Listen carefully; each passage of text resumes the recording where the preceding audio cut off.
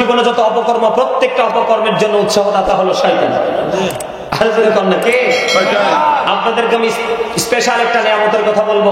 আপনার আল্লাহ রাব্বুল আলামিন আমাদের জন্য, রোজাদারদের জন্য একটা স্পেশাল নিয়ামত রেখেছে। রাইয়ান নামক একটা জান্নাতের গেট কাল হাসরের ময়দানে ওপেনিং করে দিবে। শুধুমাত্র রোজাদাররা এটা দিয়ে প্রবেশ করবে। রোজাদারদের ঢোকা শেষ হবে, দরজাটা বন্ধ হয়ে যাবে। এই দরজাটা যেন আপনার আমার জন্য বাজেট হয়, কিভাবে চললে সেই দরজাটা বাজেট হবে সেটা আমি আপনাদের কাছে একটু শিখিয়ে দিব।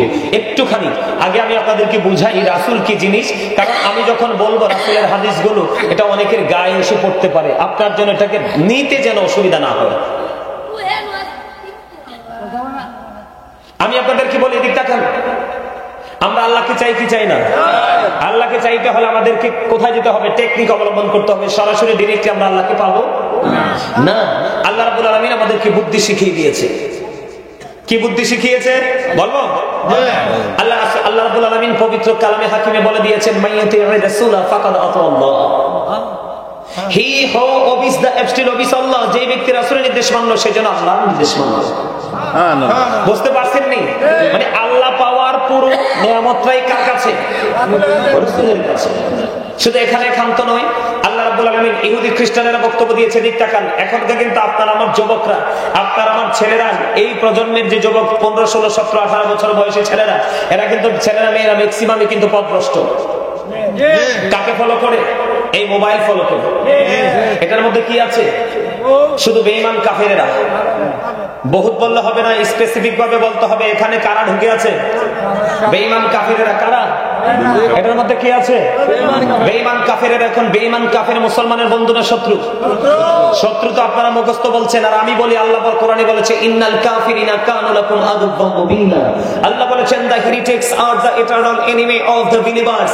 ঈমানদারদের প্রকাশ্য শত্রু হলো বেঈমান কাফেরেরা। এখন এই শত্রুকে ফলো করলে ঠিকানা কোথায়? জাহান্নাম। কারণ আল্লাহ বলেছেন, উইদ্দাতিল কাফিরিন, কাফেরদের জন্য আল্লাহ বরাদ্দ করেছে জাহান্নাম। তাহলে শত্রুর সাথে মিলে আপনি বরাদ্দ করে নিলেন, দলিল করলেন জাহান্নামকে। কি? এই জন্য আমি আপনাদেরকে বলি, ইহুদিরা কি বলে জানেন? তাদের একটা ধর্মগ্রন্থের নাম হলো দা ওল্ড ও নিউ টেস্টামেন্ট। এটাতে তারা বক্তব্য দিয়েছে, he that loveth not know it not good for God is love। এরা বক্তব্য দিয়েছে, যেজন প্রেম করে না সেজন আল্লাহকে জানে না, for God is love, আল্লাহই প্রেম। কিন্তু আল্লাহ রাব্বুল আলামিন বলেছেন, নো সে বলুন, if you do love Allah, যদি তোমরা আল্লাহকে ভালোবেসে থাকো, ফলো মি মুহাম্মদ সাল্লাল্লাহু আলাইহি ওয়াসাল্লাম, মুহাম্মদ সাল্লাল্লাহু আলাইহি সাল্লামের অনুগত হয়ে যাও। আল্লাহ উইল লাভ ইউ, আল্লাহ তোমাদেরকে ভালোবাসবে, এন্ড ফরগিভ ইউর সিনস, আল্লাহ সমস্ত জীবনের গুনাহ মাফ করে দিবে। আল্লাহ তো ইংলিশে ওয়াজ করে নাই, ওয়াজটা করেছি আমি ইংলিশে, কারণ এখানে কলেজ ইউনিভার্সিটির স্টুডেন্ট থাকতে পারে, তারা যেন ইজিলি ব্যাপারটা বুঝতে পারে। কারণ এখনকার কিন্তু ম্যাক্সিমামে দেখবেন বাংলাদেশে যত অপকর্ম করাচ্ছে আমাদের মতো কিছু কাঠমোল্লা আমাদের যুবকদেরকে ব্যবহার করে। আমার কথা বলে না? ভুল বলছি? আপনাদের এখানে হয়তো নাই। ওরা সমাজের ধনী মানুষের বাচ্চাগুলোকে টার্গেট করবে। তারা যেটা করলে খুশি হবে ঠিক সেটা করে তাদের মনে ঢুকবে। ঢোকার পরে আপনার মসজিদের ইমাম সাহেব বা খতিব সাহেব সহি আছে, তাকে এখান থেকে বের করার জন্য বিভিন্ন কৌশল অবলম্বন করে তাকে এখান থেকে বের করে তাদের মোল্লা ঢুকাবে। সমাজ দিন দিন গোমরাহির দিকে যাচ্ছে। কথা বলেন না কেন? এই জন্য আল্লাহ রাব্বুল আলামিন বলেছেন, কুল ইন কুনতুম তুহিব্বুনাল্লাহ ফাত্তাবিউনি ইউহিব্বুকুমুল্লাহু ওয়া ইয়াগফির লাকুম যুনুবাকুম ওয়াল্লাহু গফুরুর রাহিম। সুবহানাল্লাহু আকবার। ব্যাপারটা সহজ তো? ইজি কিনা? এবার বন্ধু আমি কোরআন থেকে বের হয়ে একটু হাদিস শরীফের দিকে যাব।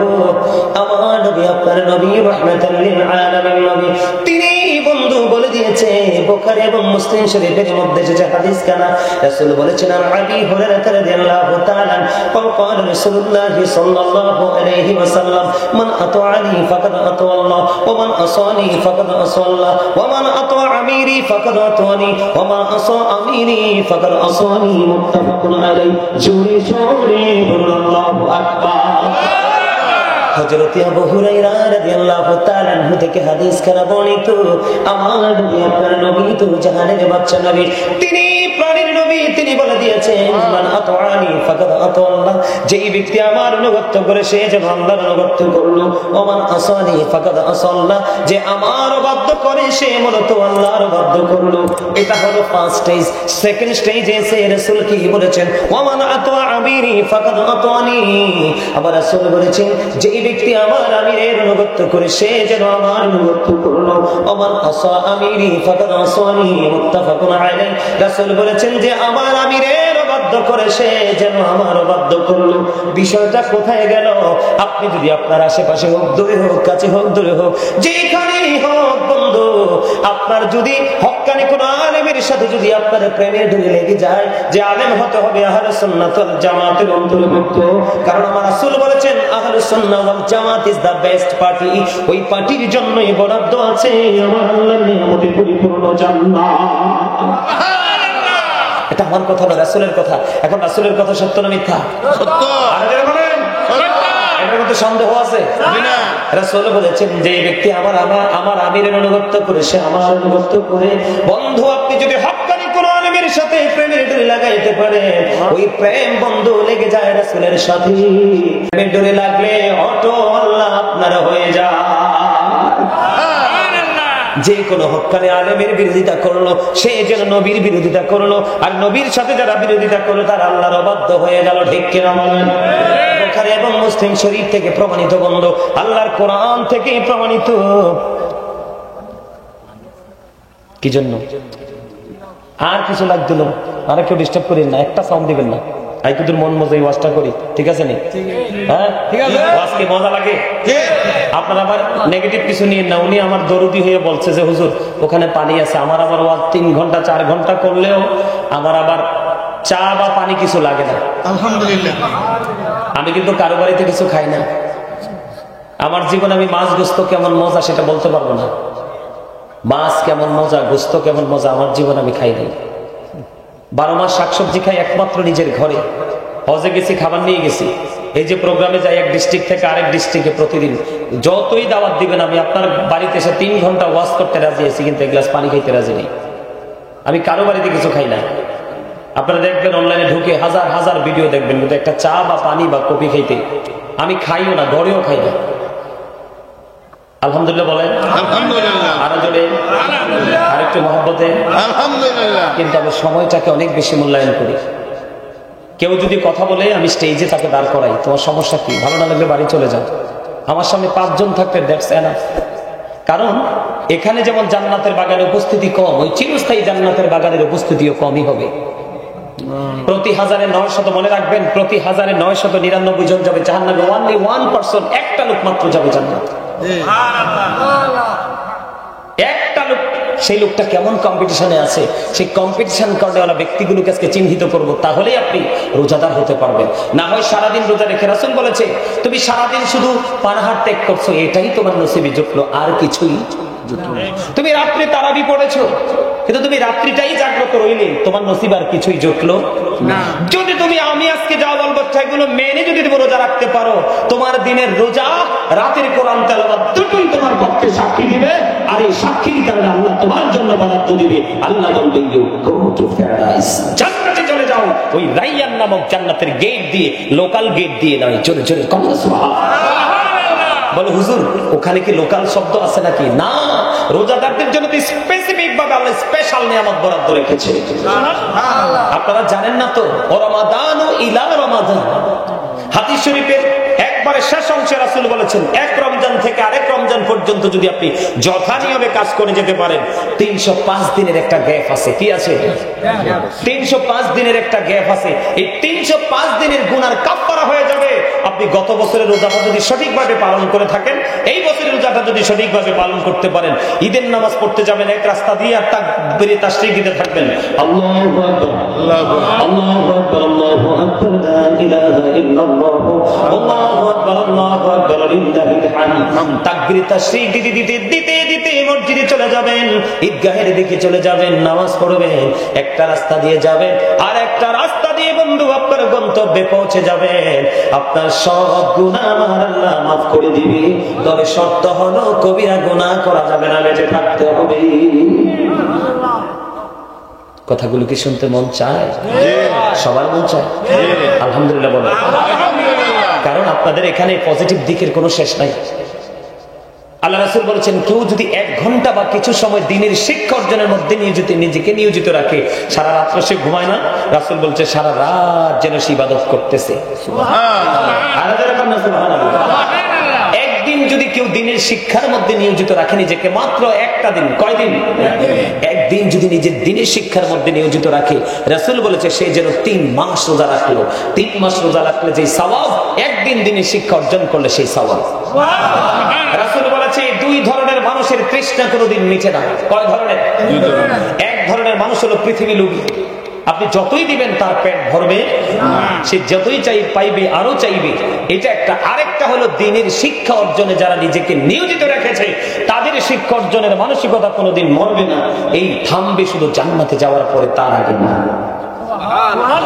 তাহলে মনে রাখতে হবে, যারা দিনের শিক্ষা অর্জন করতে চায়, তার মানে আলেমদের কাছে বসে বসে কথা শুনতে চায়, শিখতে চায়, আমল করতে চায়, তারা হলো সবার চাইতে একটু ডিফিকাল্ট। কথা বলেন না কেন? আরো জোরে কথা বুঝতে পারছেন আমার? তাহলে আমাদেরকে কি করতে হবে? এই রমজান মাসটাকে পাওয়ার জন্য কি করতে হবে, আমি সেই জায়গাটা আসছি একটু পরে। আল্লাহ রাব্বুল আলামিন বেঈমান কাফের সম্পর্কে আল্লাহ কি বলেছেন? আপনার আমার শত্রু, আমরা বেঈমান কাফেরকে ফলো করব না। বলেন সবাই, আমরা বেঈমান কাফেরকে ফলো করব না। নবীজি যা বলেছে তা ঠিক তো? কোনো সন্দেহ নাই তো? আপনাদের অনেকেরই দেখছি জবান বন্ধ, মনে হয় যে আল্লাহ কুদরতি ভাবে সেলাই করে পাঠাইছে বাংলাদেশে। বাবা হাসছেন, এটা কি সিরিয়াসলি বলছি কিন্তু। আপনি দেখবেন মসজিদে গেলে দেখবেন অনেক মুসল্লি আছে, মানে হ্যাঁ সবসময় বলে I am very successful person. আমি বলবো ইউ আর জিরো, তুমি সফল হতে পারোনি। যার মধ্যে আছে ভাব, তার মধ্যে আছে প্রকৃত ইসলামের অভাব। আমার কথা কয় না? কারণ ভাব মানেই তো অহংকার, প্রাউড ফিল করা। আল্লাহ ডাজন্ট লাইক দ্য প্রাউড। আল্লাহ অহংকারীকে পছন্দ করে না। অহংকার একমাত্র আল্লাহর সাথে, কারণ তিনি আল্লাহ ইজ ওয়ান। কুল হু আল্লাহু আহাদ। There is no good but Allah. সে আল্লাহ ব্যতীত কোনো উপাস্য নেই, কোনো ইলাহ নেই। লা ইলাহা ইল্লাল্লাহ। ওই স্রষ্টার সাথে শুধু অহংকার। আপনি যদি অহংকার করেন, ছোট্ট একটা মেসেজ দিয়ে যাই, কাল হাসরের ময়দানে এই পৃথিবীতে আমাদের পায়ের নিচে পড়ে মনের অজান্তে অনেক পিপিলিকা পিষ্ট হয়ে যায়। কাল হাসরের দিন আপনাদেরকে এত সুন্দর করে বানাইছে, আমাদেরকে অহংকার করার কারণে ছোট্ট পিপিলিকার মতো বানাবে, 4 অপমান ঘিরে ফেলবে, বাওলাস নামক জাহান্নামের দিকে টেনে হিসড়ে নিয়ে যাবে, শুধু অহংকারের কারণে। যার মধ্যে বিন্দু পরিমাণ অহংকার থাকবে, তার ঠিকানা হবে জাহান্নাম। আর যার মধ্যে বিন্দু পরিমাণ ঈমান থাকবে, তার ঠিকানা হবে জান্নাত। কথা বুঝেন না কেন? আপনারা কোরআন হাদিস বাদ দেন, ইহুদিরা কি বক্তব্য দিছে শুনবেন একটু। ইহুদিরা কি বলেছে? আমেরিকার গবেষক মাইকেল এইচ হার্ট তিনি বক্তব্য দিয়েছেন, দি 100 এ ranking of the most influential person in the history. 100 জন প্রভাবশালীর তালিকা তিনি করেছেন, 100 জন গুণী মনীষীর তালিকা তিনি করেছেন। এর মধ্যে ইনফ্লুয়েন্সাল দ্বারা আপনারা আবার প্রাণীর নবীকে শ্রেষ্ঠ সফল বলে আখ্যায়িত করেছেন। কি মনে করেছেন? আমার নবীকে অন্যদের মতো? আরো যারা বলেন না, আরো জোরে। আমার নবী ফার্স্ট, আমার নবী last. Our prophet is the last prophet. ঠিক কেন বলেন? তাহলে আপনি বুঝেন না কেন? আমেরিকার গবেষক এই বক্তব্য দেয়নি শুধু ডক্টর আহমদ পেরা বাগদাদি পীর সাহেব কেবলা, যিনি বোস্টন ইউনিভার্সিটির লেকচারার ছিলেন। ওনার লিখিত অনেক কিতাব আমি গুনাগারে দেখার সুযোগ হয়েছে। ওনার কিতাব সবাই বুঝবে না, non stoply A to Z complete করেছে রাইটিং ইংলিশের মাধ্যমে।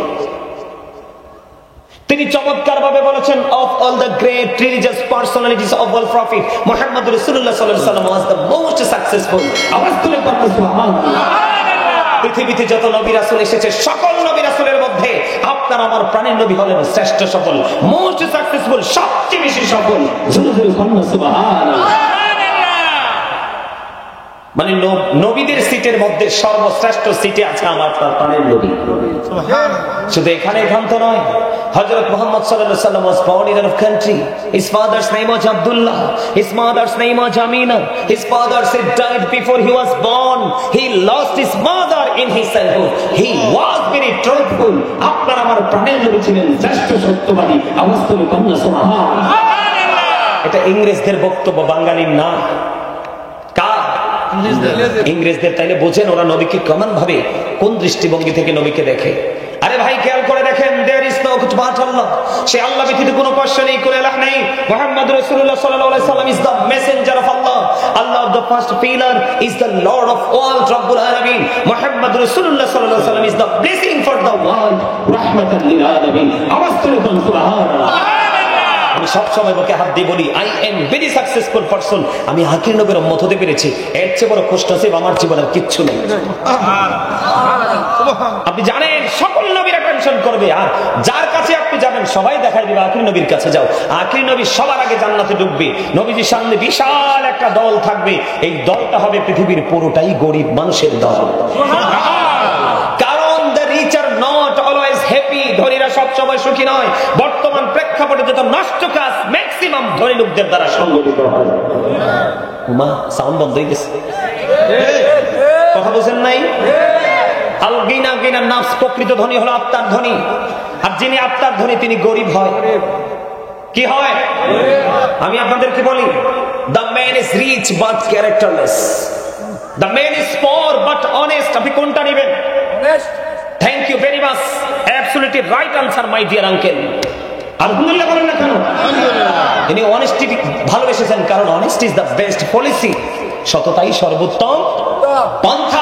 আমার দিকে তাকান, রমজানকে যদি আপন করে নিতে চান আপন গতিতে হাঁটতে হবে, কারণ আপনার কবর আপনি যাবেন একা, এসেছেন একা, কষ্টে পড়লে সাফারও করতে হয় আপনাকে একা।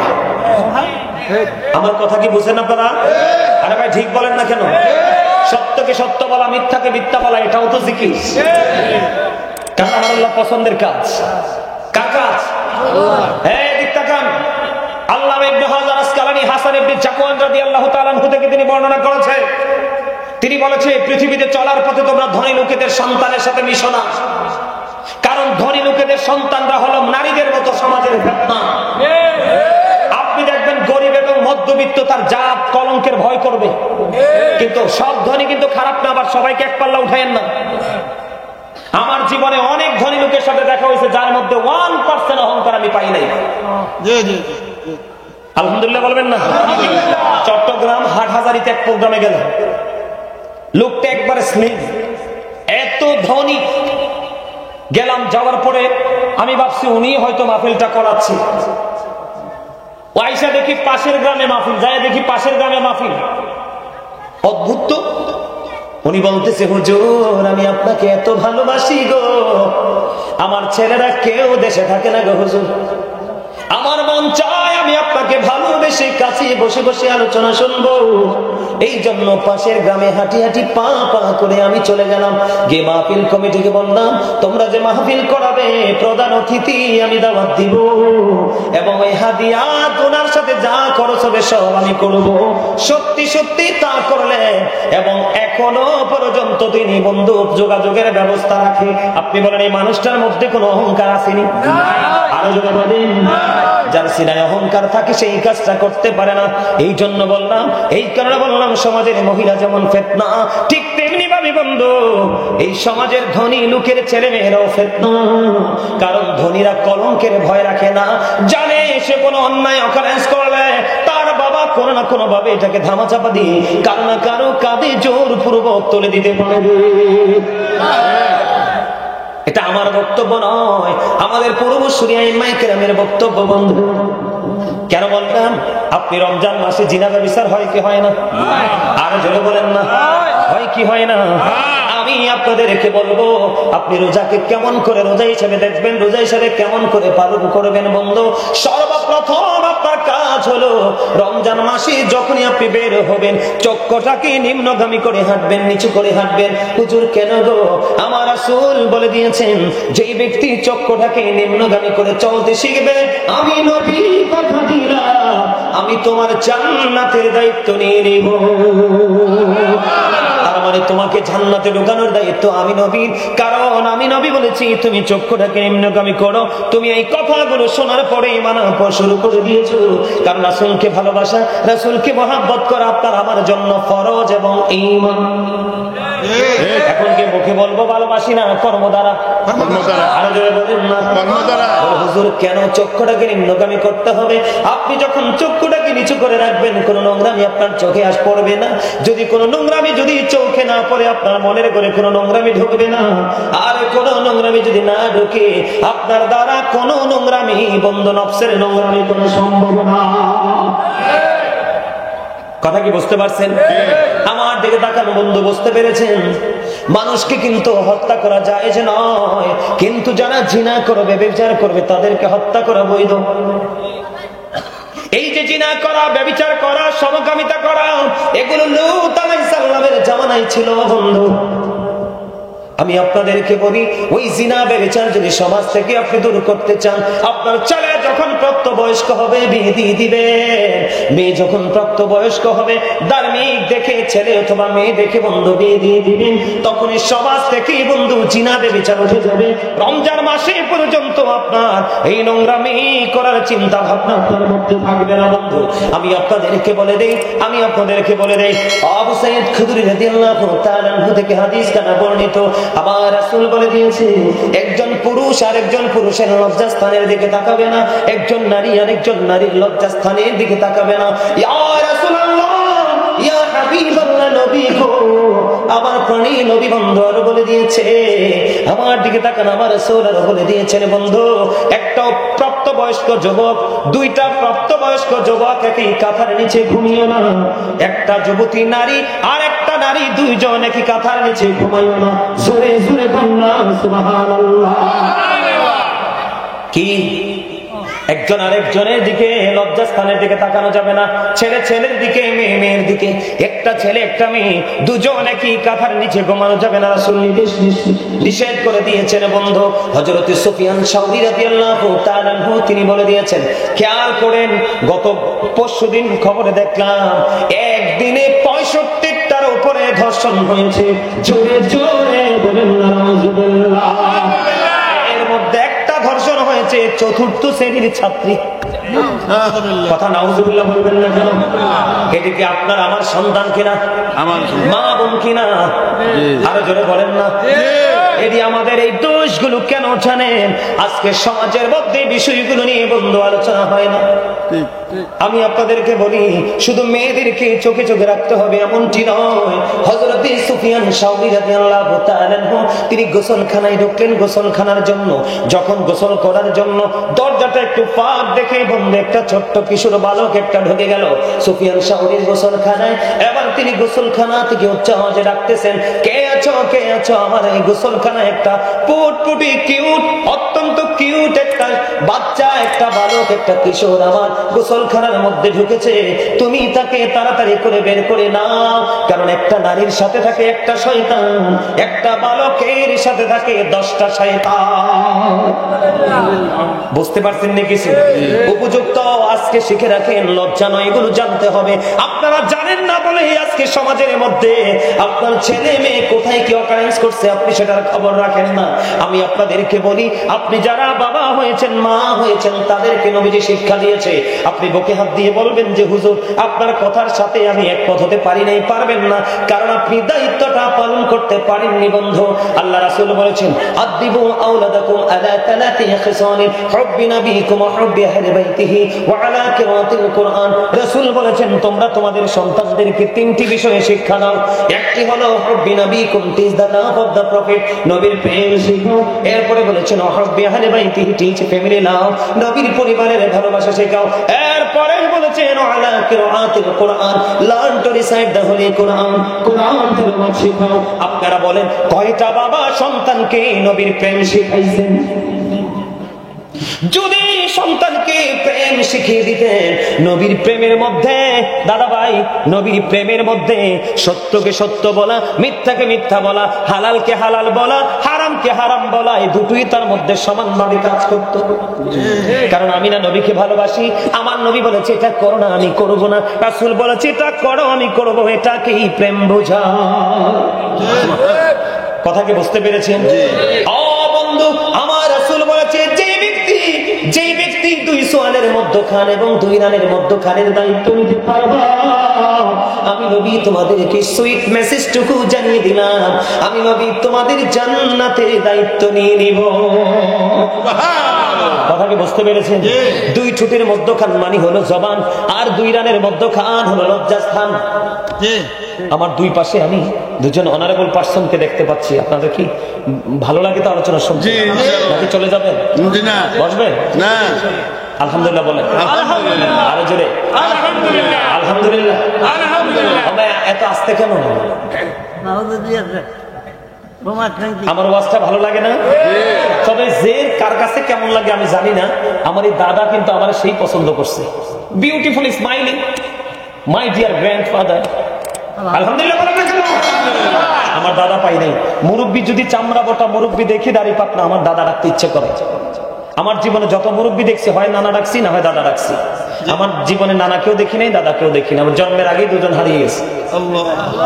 এই জন্য আমি দেখছি আমার দাদা ভাইয়ের পলকহীন দৃষ্টি আমার দিকে, মনে হয় যেন তিনি আরো কিছু চায়, যত কিছু পায় আরো কিছু চায়। এটাই হলো প্রেমের নমুনা। আলহামদুলিল্লাহ বলেন না কেন?